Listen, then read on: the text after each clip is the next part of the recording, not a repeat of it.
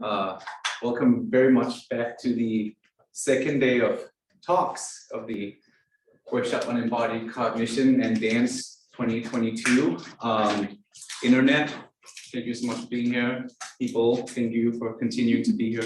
This has been great and we really appreciate you soldiering on despite so much intellectual stimulation. We'll start with our very own Matt Henley. He's an associate professor here at Teachers College. This is partially Matt's product too, right? I called Matt and I said, hey, I did this conference last year. Please, will you help me make it happen? And he just said, yes. I was so excited and it's just been such a wonderful experience doing this with you. So again, thank you very much. And why don't you take the floor and take us away? Great, thank you.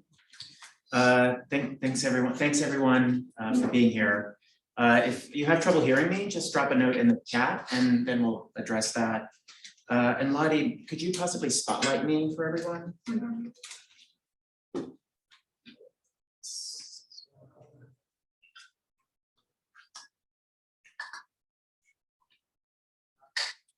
Okay, so yeah, so I am delighted to talk to you today and also nervous. So we'll just jump into it. I'm going to do something that I almost never do. Those of you who have seen me speak before in my classes, I'm going to actually sort of like lecture and read something, which I don't normally do, but there's lots of detailed points here that I'm hoping to make clear. So hopefully that will go well. So I teach in a doctoral program in dance education at Teachers College, where a large part of my professional profile is dedicated to preparing dance educators to be dance education researchers. The research interests of the students in the program are quite diverse, covering dance education contexts that are formal, informal, public, private, pre-professional, recreational, and more. The students are studying dance practices across cultures, genres, ages, social classes, genders, abilities, etc. Though the studies are quite diverse, there is a pattern across many of the research agendas, not all, but many, and that is to develop empirical evidence that justifies the educational value of dance. Essentially, trying to answer the question, how is dancing educational? Looked at from an anthropological perspective, the answer is a little obvious, as human cultures across millennia, perhaps even before we were Homo sapiens sapiens.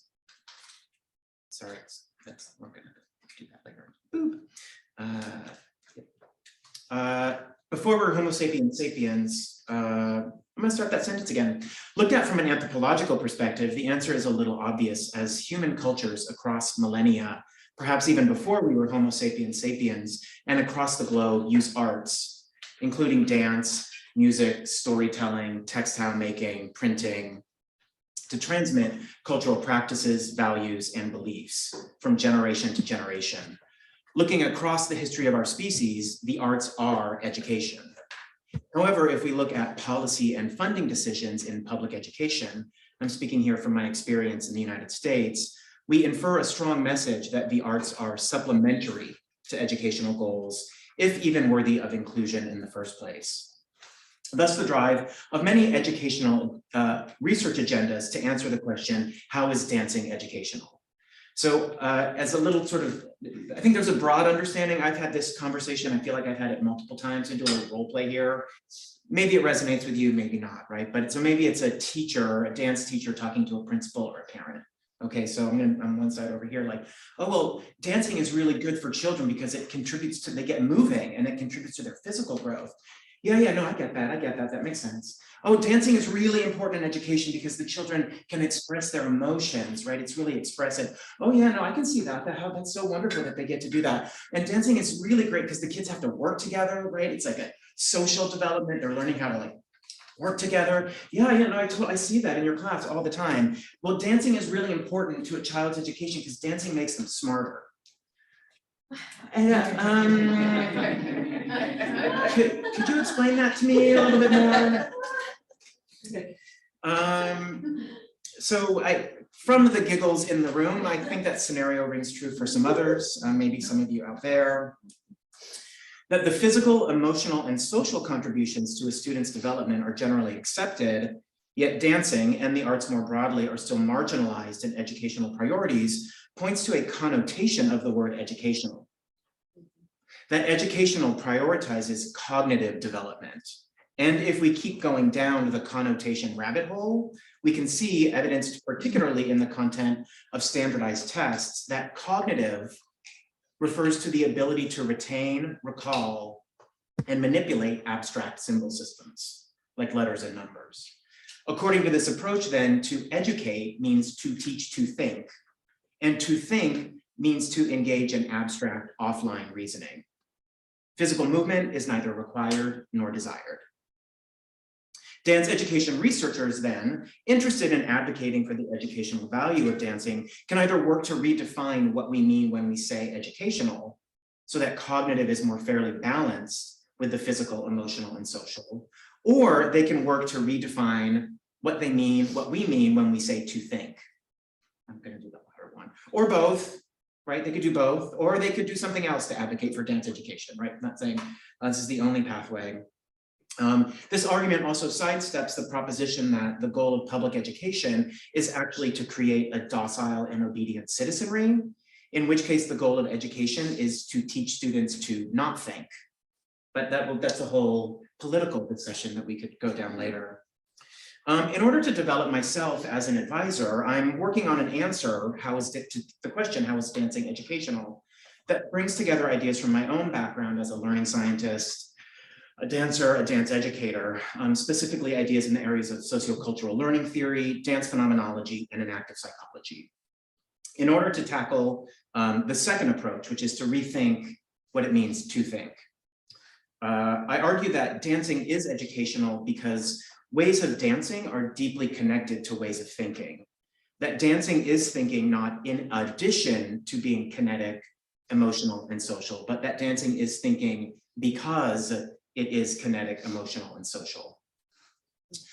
Though this talk and the theories I hope to share are quite technical with jargon that might at first seem exclusionary, it is my hope that over time and with feedback, this framework for the cognitive practices embedded in a dance education can be made legible to practitioners who are then able to advocate for the educational benefit of dancing across developmental domains in their unique contexts.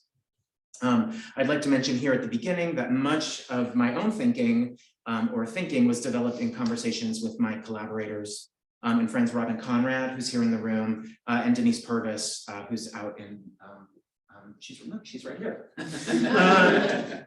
And in conversations and many exchanges with students and really valued colleagues over the years. So the talk then begins with a question and an answer. So the question is, how is dancing educational? : here's an answer, bear with me. Dance is a technology which through dynamic engagement with primarily kinetic experience develops culturally situated shared patterns of practice and attention. I'm gonna say that one more time. Dance is a technology which through dynamic engagement with primarily kinetic information or experience develops culturally situated shared patterns of practice and attention. I elaborate as we go. I begin with dance is a technology. Technology might be a strange word here, so I want to clarify how I'm using it. I draw primarily on two sources here, philosopher Alvin Noe and learning theorist Barbara Rogoff. In his book, Strange Tools, Noe describes technologies as, this is going to be my signal for when I'm direct quoting, not directing you to the exits. So Noe describes technologies as evolving patterns of organization. Technologies are evolving patterns of organization that enable us to think thoughts and understand ideas that we couldn't think or understand without them. Technologies are tools or techniques for organizing ourselves in ever more complicated ways. For instance, a hammer is a technology, a tool that emerges out of the human practice of joining objects together. It organizes material, wood and metal, in order to accomplish something that the tool user could not do on their own. Importantly, it isn't only that we use tools, we think with them. Using a hammer begins to change the way the hammer wielder thinks about the human practice of joining objects. To a hammerer, everything becomes a nail. A decade before Noe published Strange Tools in her book, The Cultural Nature of Human Development, Rogoff makes a similar argument, but with a cultural or generational focus. Cognitive processes develop together with cultural processes. Let's say that part again. Cognitive processes develop together with cultural processes across centuries and continents. The developments involve the contributions and collaborations of individuals of renown and those whose names are not remembered in inventing, borrowing, and modifying cultural tools of thought. I'm holding the city of cultural tools of thought. These tools of thought are not necessarily material objects like the hammer. They are patterned practices that transform people's participation in sociocultural activity by supporting and constraining thinking. Right, so tools of thought, cultural tools of thought are patterned practices that transform people's participation in sociocultural activity by supporting and constraining thinking. Language is one of her primary examples. For Rogoff, language is a technology that allows users to organize information and facilitate decision-making. But language also constrains thinking. We were just having a conversation earlier today about words that don't make it from one language to the other, right? We don't only use language to express thought, the language reciprocates back and supports and constrains our thinking in specific cultural situations. So taken together, I can describe technologies as tools and techniques deployed by cultures across time and space to shape and constrain thinking and acting, allowing communities to organize in ever more complicated ways. Or more pointedly, by claiming dance is a technology, I argue that dance is a tool deployed by cultures across generations that shapes and constrains ways of thinking and acting, allowing for cultural production, reproduction, and transformation. Just as a hammer is an organization of wooden and metallic materials, and language, spoken language, is an organization of phonemes, of sounds, dance is also an organization of materials, right? So if a technology organizes materials to shape and constrain thinking, what are the materials that dance organizes? And that takes me to the second part of the definition, which I'll just repeat the beginning here. Dance is a technology that organizes around dynamic engagement with primarily kinetic experience. So I begin this section with Cheech Johnstone's claim that dance is a primarily kinetic phenomenon, and that dancing or watching dance draws our attention to the felt sense of movement, kinesthesis. Dance also is, of course, in many cases, a more holistic phenomenon that includes music, costume, ritual, story, and to strip those things away is to disrupt the essence or purpose of the form. But regardless of the attending factors, movement and the felt sense of movement are necessary conditions of dancing. So what are we feeling in the felt sense of movement? In Phenomenology of Dance, Cheech Johnstone focuses on the felt qualities of movement, that when we dance, we're not simply attending to the fact that we are moving, but we are attending to how we are moving. That as we move, we attend to the expansiveness, sluggishness, explosiveness, jaggedness, the changes in direction, intensity, range, and so on. She divides these qualities into the categories of time, space, and force. But we might also wonder about energetic, intersubjective, or spiritual qualities that are fundamental to the sense of moving in some dances. And each dance has its own unique organization of these kinetic qualities. One dance might bring awareness to, among many other qualities, a sense of forward and backness in the sagittal plane, right? So we're bringing, right, attending to forward and backness in sagittal plane. Another dance might bring attention to rotation in transverse plane, one spatial quality. One dance might emphasize temporal hesitation, while another dance prioritizes temporal anticipation,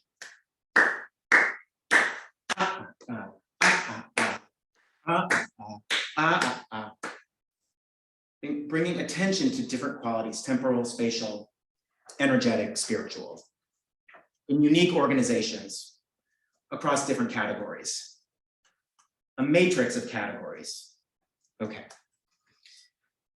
Dancing then is a tool or technique deployed by cultures that invites people to pay attention to the felt sense of a particular organization of movement qualities. Through immersion in dancing communities, this process leads to the development of culturally situated shared patterns of attention and practice, which is the third part here. The connection between practice and attention is described more fully in enactive psychology and forms the basis of the last piece of the definition that I hope will get us to connect thinking and moving a little more closely. So according to McGann, DeJager, and DePaulo, enactivism is a theory or framework in which the mind is seen not as inhering in the individual, but as emerging, existing dynamically in the relationship between organisms and their surroundings, including other agents.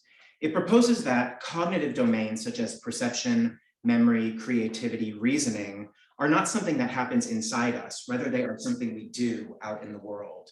We are organisms embedded in material and social niches, and we are surrounded by opportunities for interaction. These opportunities are called affordances. A chair affords sitting, a large body of water affords swimming, another person affords conversation, a notepad affords the opportunity to offload memories. This bottle of water affords me taking a drink really quick. Importantly, affordances are not universal. The chair only affords sitting if my body has particular proportions in relation to the chair and functions in a particular way. A body of water affords swimming if I know how to swim. Sure, another person affords conversation, but what kind of conversation depends on the person. And a notepad only affords the opportunity to offload some of my memories if I know how to write or draw, if there's a writing utensil present, and if someone has at some point suggested to me that I use notepads as a technology for that purpose. If I want to sit down and the chair does not meet my needs, I can choose to alter the environment, perhaps turn the chair on its side so there's a flat surface closer to the ground that better meets my physiology. Or if I need to get across the water, I can alter myself. I can learn to swim, the skill of swimming, opening that particular affordance. For enactivists, psychological activity, cognition generally considered, occurs as an agent copes with or makes sense of its environment.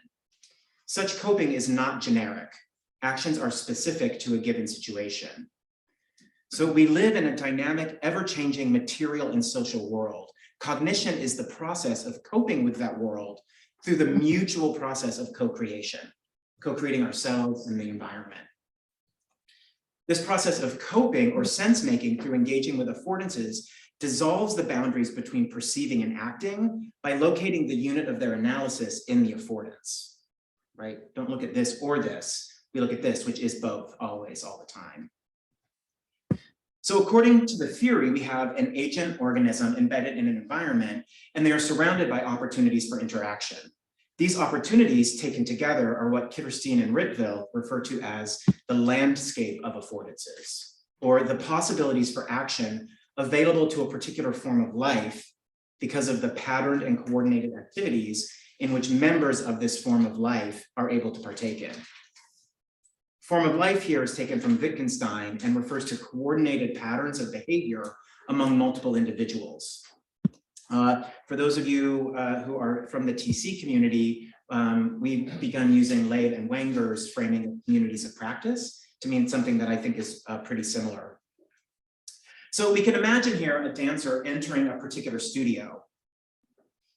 There might be yoga balls, foam rollers, ballet bars, wall-to-wall mirrors, curtains to cover those mirrors, other dancers, non-dancing community members, African drums, a piano, ankle bells, devotional objects, a pile of resin, a dongle to connect your phone to the sound system, gymnastic mats, portable tap floors, storage cubbies, right? We can imagine sort of this whole world.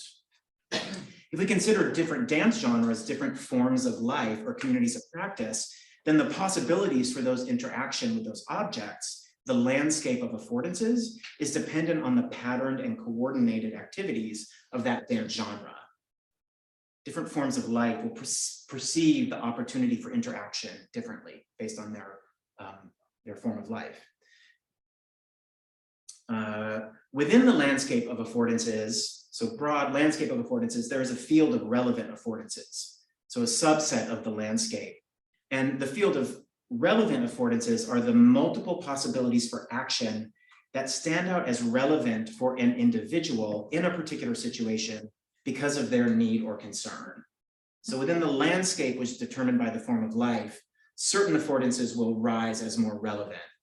So let's say I'm a modern dancer, which that's true, or postmodern, or I can I'm something. I'm a concert dancer, and I'm feeling sore after yesterday's class. The foam roller might stand out as more relevant than, say, the ballet bar. Or if I'm a modern dancer who missed yesterday's class, a peer might be a more relevant opportunity for interaction, as they can catch me up on what I missed. I start with these examples of affordances from the external environment, as I think they're a little easier to grasp, but want to return to my claim that dances are invitations or affordances to attend to the organization of movement qualities. Are we doing okay? Yeah. It's a lot, okay. Great. So Vaughn et al. Make a useful argument for an active approach to skill development in football, what some people might call soccer. Yes, that I think is really useful here. And I might read their quote, but substitute the word dancer for player. So this is a quote from them. I just have doing some name swapping. They suggest here that skill acquisition, which we're often concerned with in dance, right? The acquisition of skill is better conceived of as skill adaptation or skill development. Okay, here we go. Skills develop as dancers become attuned to opportunities for action, affordances, presented by the properties of the dancing environment. Not all environmental properties are equal and balanced. Certain aspects are seemingly weighted with different social and cultural significance, soliciting attention and standing out to be more readily perceived by actors. Okay, so through visual observation, physical practice, repetition, oftentimes discussion, particular sets of movement qualities are weighted. Right, so we have this broad possibility of movement quality, and through sort of social interaction, immersion in the dancing environment, particular qualities get weighted. This weighting shapes both the dancer's physical practice, but also their attentional practice. Weighting affordances for action and attention happens in a variety of ways. Possibly through language. Drop your weight, hold your center, listen to the musician. Don't listen to the musician. Be more percussive. Feel the spirit move through you. Just throw the movement away. Each of these verbal directives invites the dancer to pay more attention or to weight a particular movement quality. But depending on the pedagogy, weighting more often happens without verbal description. It is simply, okay, everyone, no, don't do it like, no, don't, not that, it's this. Yeah, or like, no, you guys, no, yes, no, yes. Right, so in the first example, without ever languaging it, the sort of sense of undercurve or weighting or emphasis on that first note, or maybe temporal, spatial, energetic, all linked together, is weighted for that dancer in a way that it wasn't before. Right, similarly, the sort of circularity of the shoulders is weighted, their attention is drawn to circularity instead of sort of sagittal protraction, retraction. Is that the right word? Okay, good. Whether verbal, nonverbal, or both, these are ways of weighting particular movement qualities, of drawing a dancer's attention to a particular invitation to move embedded in the choreography. Kiverstein and Rietveld suggest that socially shared and embodied expectations come to be acquired as the individual agent This is, you could tell though, through their participative immersion in specific pattern practices. I'm going to read that again. Socially shared and embodied expectations come to be acquired by the individual agent through their participative immersion in specific pattern practices. I'll get air the next time. These shared sets of expectations are installed in agents through pattern practice that result in enculturation and enskillment. So enculturation and enskillment being sort of two sides of the same coin.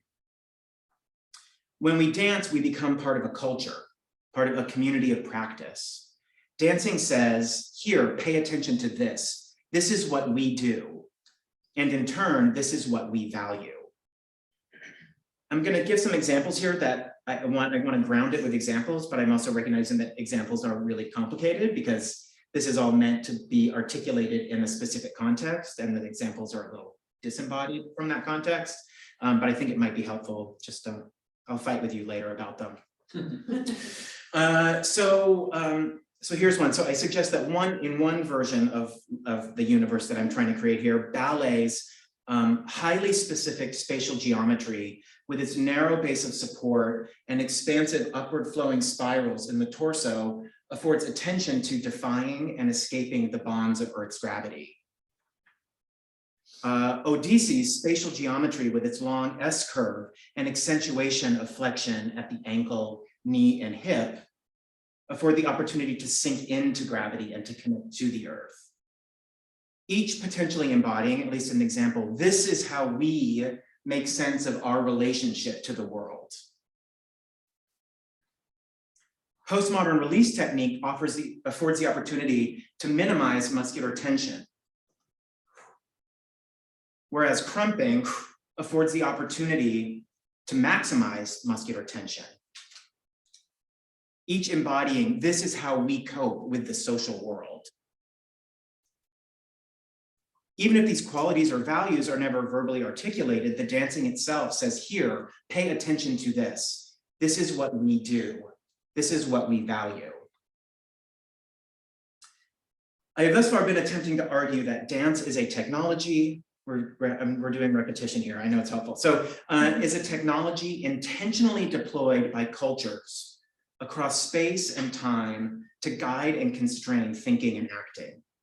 It does so by weighting particular qualities in the broad possibilities of movement, shaping skill, attention, intention, and value. My paper goes somewhere here right now, and I'm not sure I want to go there. I'm gonna keep going there, and we'll see if it's the right. I might point back there. There's one more important point that I want to make quickly here, which comes in part from Elliot Eisner, but also connects a little bit to Steve Harnad, which for me helpfully traces the trajectory from what are often considered lower order thinking processes, tracing the trajectory to what are often considered higher order thinking processes. And I'm going to be doing a little thinking through this right now with you. In particular, for me, this argument becomes important as we're sort of arguing for the educational value of dance, is to move sort of beyond improved sensory discrimination, right, to sort of these sort of more higher order skills that seem to be, again, built into that connotation of education. So I want to play around with this a little bit. This is going to be happening in real time, folks, real time. So I have say I've learned a waltz that I am doing. It's a particular coordination of movement qualities, right? There's a space, organized in space. There's energetic attacks that are built into it, a temporality. If the teacher says, do that on the other side, I've never done that. Right, it's not something that I have learned through visual observation. It's not something I've ever practiced. I have to take what is an organization of movement qualities that exists in one sort of organization in our bilateral symmetry and transfer all that knowledge to the other side of the body. Does this make sense? So transfer, we talk a lot about transfer in education, the way of knowing, right? And it's one of those things that I feel like we often just assume is really easy to do, but that's actually, if we think about it, right, just because I move this muscle doesn't mean I know how to move this muscle in the same way with the same attack and quality. This is not a muscle, by the way, that's a leg, but you get my point. So talking at the beginning to talk about transfer, and for me, that transfer, it's certainly possible to language yourself through that transfer process. And certainly there might be some language cues that you use, and certainly there might be some visual cues that you use seeing yourself doing it the other way. But it is in part based on the felt sense of transferring an organization of movement qualities from one side of the body to the other. The other thing I've been thinking about is deduction, right? So how do we engage in kinetic deduction, right? And so thinking here potentially that I'm in class and the teacher has shown me something new or unfamiliar or confusing. And I could, as I'm like, well, I've never done that before, right? They're finding, well, how are they like twisting as this thing happens, right? I've never sort of like done this thing before. Sure, maybe I've like moved my shoulders and I've done a sort of stepping pattern, but like, how can I build a hypothesis? How can I call upon different sets of organizations of movement qualities to sort of deduce what allows this particular thing to happen in a particular way?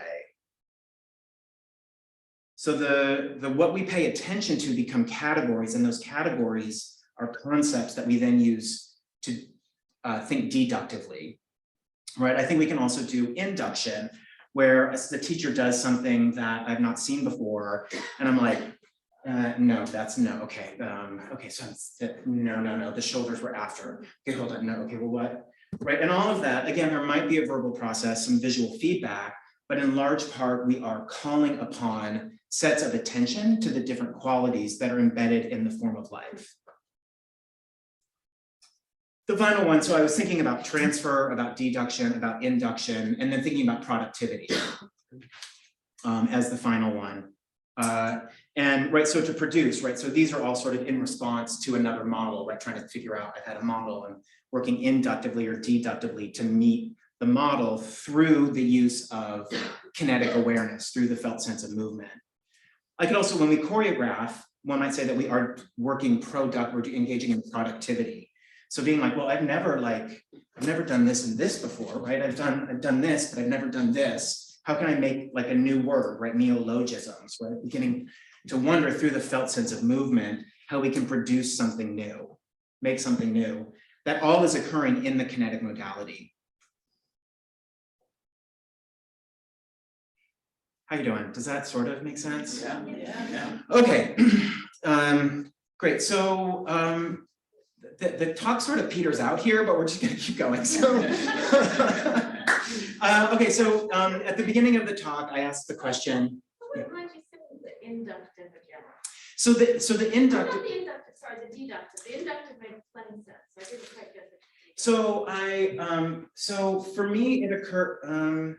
I don't. They can see me. You might. I'm going to be in the room view. Oh, I'm on. I can see your further. Can you take me off spotlight and maybe you can look at the room view? I'm thinking in particular. Am I thinking of doing this? So I'm thinking of this is an observation from a class that I did research with, and the point was to come. They came sort of into like this like push-up position, and then the point was to like come back and then lower open until you sort of like landed fully on this other leg. I don't know if that's exactly right. And so a lot of students did like downward dog with the leg up, and then were like trying to figure out like where to go with that leg up, or it was like they went up and this leg was there, and then we're like, oh, okay, I don't know where to go. For me, that's sort of an inductive approach. Like, let's just try it. Like, I just need more information. Yeah, So let me make a contrast here with a particular dancer that I can remember who saw that, and I saw her like notice it. And in my mind, this is my read of it, is then to say like, okay, well, that the foot has to stay down near the floor. I see that. I see the foot stay the same level from the floor as the pelvis shifts. Right, so those things, so it's sort of like I have a hypothesis. I think I know how to get myself organized in order to meet this. So I'm sort of calling deductive. Mm-hmm. So you're starting with sort of a theory of, based on the knowledge you have about how you can organize your body in space, you sort of have a hypothesis about how to accomplish this thing. What has to be the case in order to really try to figure Okay. And do you include in your transference, like prior proprioceptive repertoire as part of the solution? Transfer, right, so I mean, one way, that's it, so the question from Dr. Bashaw was, what is the role of sort of previous repertoire or stuff in the process of transfer? And so I would maybe combine these two questions and say that actually it is the stock of repertoire or organizations of movement qualities that are embedded in the form of life in which you are participatively immersed are the materials that you're using in order to engage in deductive reasoning. You're calling on that store. And so transference. So I would be able to transfer knowledge, like, so say I've like done this somewhere else in a piece that I did somewhere else, and then I see the teacher doing something that's like this. And it's like, okay, well, I know I've done something like that, but I need to get it going the other way. Mm-hmm. And all this to say, I'm not claiming then that there's like a metacognitive process around all this, like, aha, this is that, but that these things, that these previous patterns from the form of life emerge. Okay, we're almost there. I think I won't take too much longer, but I kind of want to round back and sort of say, I think we're all on board, so maybe I don't need to repeat as much, but here we are. So at the beginning of the talk, I asked the question, how is dancing educational? And offered the answer, dance is a technology which through dynamic engagement with primarily kinetic experience, develops culturally situated shared patterns of practice and attention. Sort of expanding that now, by the way, I don't recommend doing push-ups in the middle of a talk. That dance is a technology, a tool or technique intentionally deployed by cultures, broadly conceived, across space and time to guide and constrain thinking and acting by bringing attention to the felt sense of movement. Within dancing communities, particular organizations of movement qualities are weighted, shaping skill, attention, intention, and value, leading to enskillment and enculturation. Dancing and the concepts that emerge from dancing are used to cope with and make sense of the material and social world around us. So I'll just finish with a couple thoughts, right? It's open with this, what does this bring to my advising? What does me searching for an answer along these lines bring to my advising? And I won't go too much into this, but in the framework, what I appreciate here is that in many ways, the social and the physical, right? We sort of have been talking about how the physical and the cognitive are connected, but also with this idea of, from Kiberstein and Rittveld, the social is really deeply woven into that the social is part of the physical is the social. Those two things are cognitive. And in many ways, this idea of value or weighting, like in many ways, like what is important is an affective stance, right? It is like, am I drawn to this or am I away from this? Is this good in our community or is this bad in our community? So we begin to like weave all these things together that for me in an advising sense is useful as students potentially hone in on narrow research projects, which we do, right? You need to focus, you need to get a really tight topic, allows ways potentially to open that out and think about a sort of more integrated approach to their own research. The other thing that beginning to work with this framework is helpful for me for students who are, say, really interested in social interactions in the dance classroom. And so much of their attention goes to like the conversational moments in the class when students are talking to each other. And this framework, right, so by drawing us back also to how the movement qualities are organized, is a way to draw our attention to the dancing itself, right? How do we get, but yes, the students, and it's important to have conversation, but they can have those out in the hallway. What's unique about what happens here? And how can we better describe that? And then I'll just say finally, and I hope, and this is probably a lifelong goal, but you know, it helps me realize that the affordances I embed in my own teaching might not be relevant to the students with whom I'm working, right? So even though I have set up, I've scaffolded this like wonderful environment, I set up all these things to weight particular qualities, social qualities, movement qualities in the classroom, they might not be relevant to the student. So how do I allow space for that to sort of attend to what is relevant, what the field of relevant affordances for different students is, instead of assuming that the landscape that I have set out is the field that's relevant to all. I think that's what I wanted to talk about. End of talk.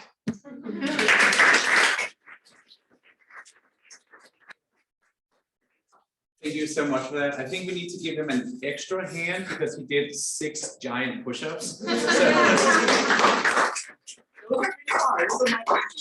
So we have about, I want to say 10 minutes for questions. And so let's start with the folks that are online. So if you have your questions, you can put them in the chat and then Lotte will sort of reconvene them over towards Matt. Sounds good? So online folks, your questions would be much appreciated. I don't know if I think they'll be appreciated, but we're gonna go for it. Aaron seems to have written this little poem.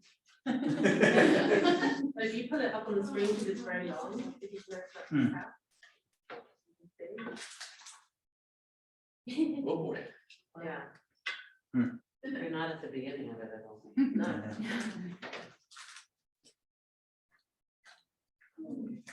Lovely, Karen, thank you.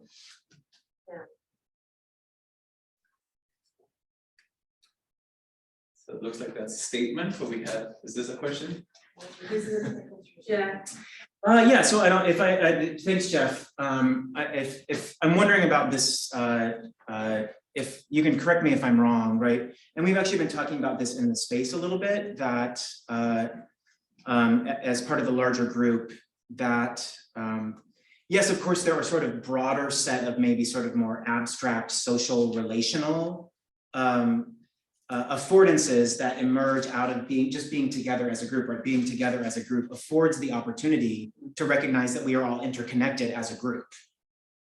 So yes, absolutely, I think we could begin to think in other ways. In this talk, I particularly tried to focus on like movement quality, because I think it's just one thing that I find a lot of times sort of gets skipped over, is the like looking at the qualities of movement and what movement affords. But yes, absolutely, thinking about ways to also sort of like scaffold in and draw attention not to movement qualities, but to the things surrounding them. And actually, Robin and I have a paper that we're waiting to hear back on, right?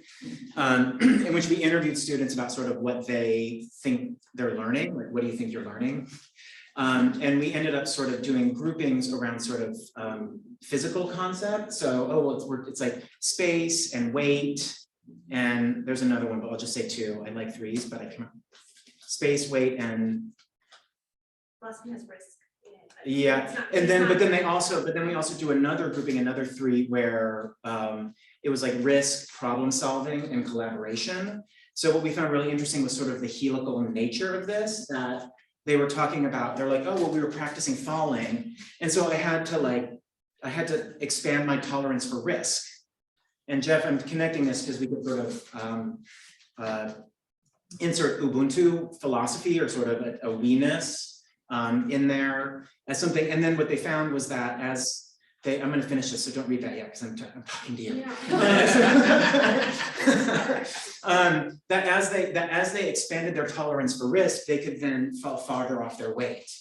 And then that expanded their tolerance for risk, which allowed them to fall farther off their weight. And so there became this sort of like helical relationship between like a physical practice and then a metaphorical or abstract or general or transferable process. And then that fed back into the physical. So I think a similar thing here, I would say sort of, Jeff, that we could like move, like there's just a natural sort of like resonance here. And then how can we leverage that to actually crank up, which actually we had 2 talks today, which were very much about interconnection, or one, and then someone else who thinks a lot about this. Right, so how can you use the moving experience to leverage the sense of we-ness, and then how do you use we-ness to then leverage a particular movement awareness in sort of a helical fashion? So I'm what they're thinking. That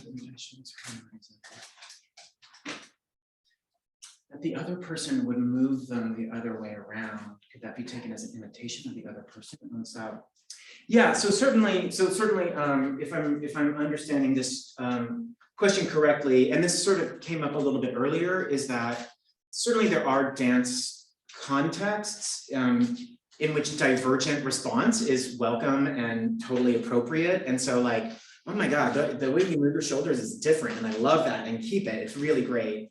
And then there are dance practices in which we are moving towards a particular way of moving. So I'm wondering, does that the other person moving on, could that be taken as imitation of the person on her own style, maybe? Yeah, how do you see that? And then, I mean, but then that's a really fascinating. Style is another one of those sort of meta level affordances, right? So we're engaging in a movement practice. Are we doing this movement practice so that you can find your own style? Or are we doing this movement practice so that you are moving more deeply into, and divergent style is an aspect of a community form of life, right?